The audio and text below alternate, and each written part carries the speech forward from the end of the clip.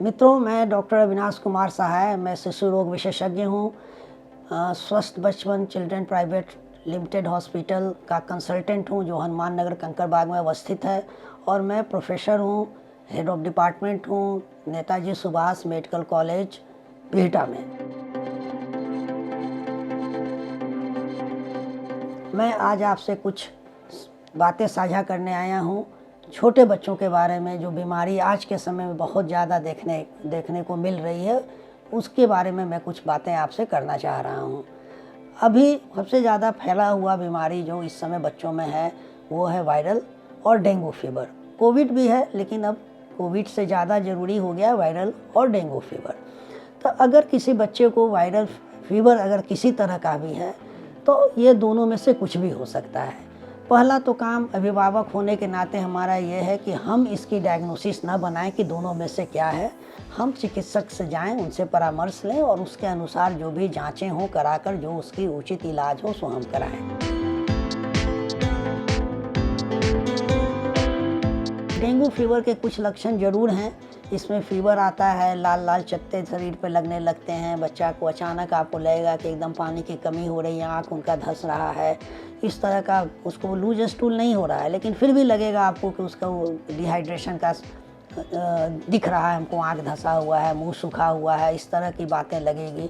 जितना फीवर रहेगा उससे ज़्यादा बच्चा आपको लगेगा सिक है। तो अगर इस तरह का कोई लक्षण दिखे तो डेंगू हो सकता है। मैं ये नहीं कह रहा हूँ डेंगू है, लेकिन हो सकता है। हमें ज़रूर चिकित्सक का परामर्श लेकर जांच कराना चाहिए, क्योंकि आज के समय में डेंगू बहुत फैला हुआ है।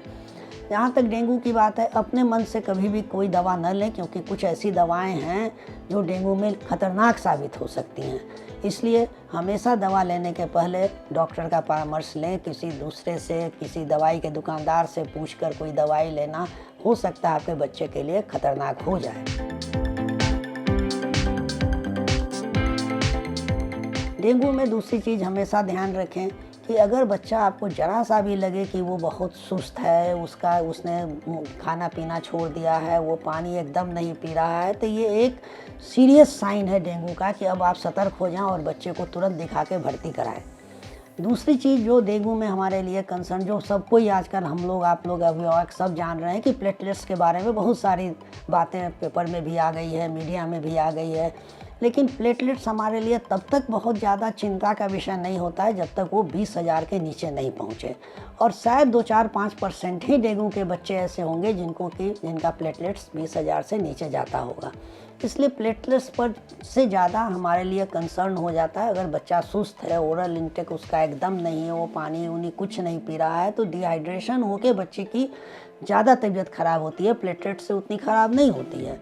इसलिए हम थोड़ा सा सतर्क रहें। ज़रा सा भी हमको लगे कि इस तरह के कोई लक्षण हमारे बच्चे में हैं तो हम तुरंत डॉक्टर से परामर्श लें, उनसे मिलें, उनके अनुसार जो भी उचित कार्रवाई हो सो करें।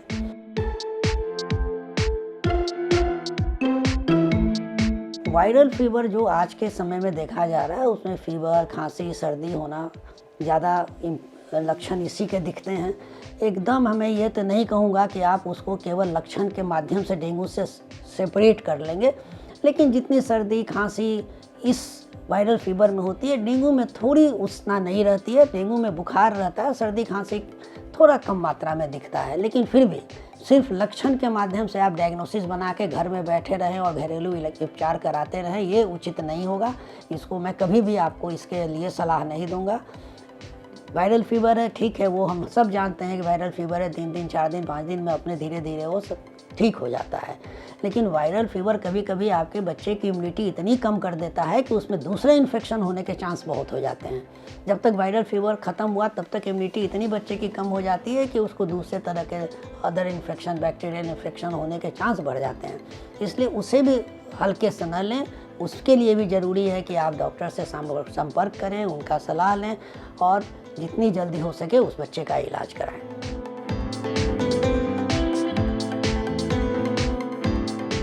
हम डेंगू से बच कैसे सकते हैं, इसका बचाव क्या है? इसका बचाव बहुत ज़रूरी है। अगर हम इससे बच जाएं तो हमें इस बीमारी की जो परेशानियां हैं उससे हम निकल जाएंगे। और बचाव भी बहुत आसान है। सिर्फ हमें डेंगू के जो मच्छर होते हैं, हमें पता है कि वो पानी में पनपते हैं। कहीं भी अगर रुका हुआ पानी हो तो उसमें वो पनपते हैं, वहाँ वो अपना अंडा देते हैं, उसी से लार्वा से और मक्खियाँ निकलती हैं और वो हमें काटते हैं। दूसरी बात है, अधिकतर डेंगू के मच्छर दिन के समय में काटते हैं, रात में उतना नहीं काटते हैं। तीसरी बात जो आप हमेशा ध्यान रखें कि डेंगू के मच्छर की बहुत ऊंचा नहीं उड़ सकते हैं, वो 3-4 फीट, 4 फीट, 6 फीट से ज़्यादा वो उड़ते नहीं हैं। तो इन 3 चीज़ों को ध्यान में रख के हम इनका बच सकते हैं। पहला कि हम ऐसे किसी पानी को रहने ही नहीं दें जो स्टैग्नेंट हो। जरा भी हमको लगे कि पानी कहीं पर ठहरा हुआ है, रुका हुआ है, उस पानी को फेंक दीजिए, उसको घर के रखिए ही नहीं। अगर ऐसा कोई ज़रूरत है कि आपको पानी रखनी पड़ रही है तो उसमें थोड़ा सा आप किरासन तेल डाल दें, तो उससे भी आप डेंगू के मच्छर को पनपने से रोक सकते हैं। तो पहली तो चीज़ है कि हम वैसे पानी को घर के अगल बगल या घर में रखें ही नहीं जो कि स्टैग्नेंट वाटर है, उस पानी ठहरा हुआ पानी है, उसको हमेशा हम साफ़ रखें। दूसरी चीज़ है कि हमें जब पता है कि मच्छर 2-3 फीट तक ही उड़ सकते हैं तो वो उसी तरह से काटेंगे। तो हमें बच्चों का हमेशा ध्यान रखें कि उन्हें पूरा कपड़ा पहनाएं, उन्हें मोजा पहनाएं, पूरे कपड़े पहनाएं, उनका शरीर पूरी तरह से ढक के रखें ताकि मच्छर को उसके शरीर का एक्सेस ही नहीं मिले कि जहां वो काट सकें। तो अगर ये 2 चीज़ हम कर लेते हैं तो हम डेंगू के प्रिवेंशन को हम सार्थक कर लेंगे और डेंगू का रेट बहुत कम हो जाएगा। और फिर भी अगर डेंगू हुआ तो हमने पहले ही बताया है कि हमें क्या करना है, उसके लिए किस तरह के उपचार की आवश्यकता है वो हमें करनी पड़ेगी। लेकिन prevention is better than cure, ये बहुत पुरानी प्रोवर्ब है, तो हमें बहुत ध्यान देना है प्रिवेंशन पर कि किस तरह से हम इसको प्रिवेंट कर सकें, स्प्रेड को रोक सकें।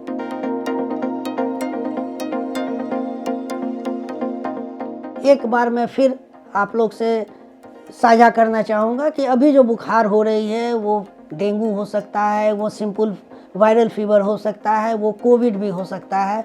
तो एज अभिभावक ये हमारा काम नहीं है कि हम डायग्नोसिस बना लें कि इसको वायरल है, इसको डेंगू है, इसको कोविड है।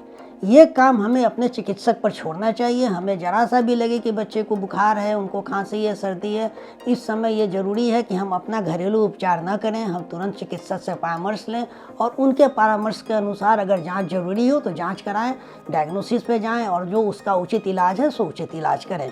घरेलू इलाज करके 2 दिन 4 दिन का समय बिता के चिकित्सक के पास जाना शायद हमारे बच्चों के लिए ज़्यादा खतरनाक साबित होगा। इसको अवश्य ध्यान रखें।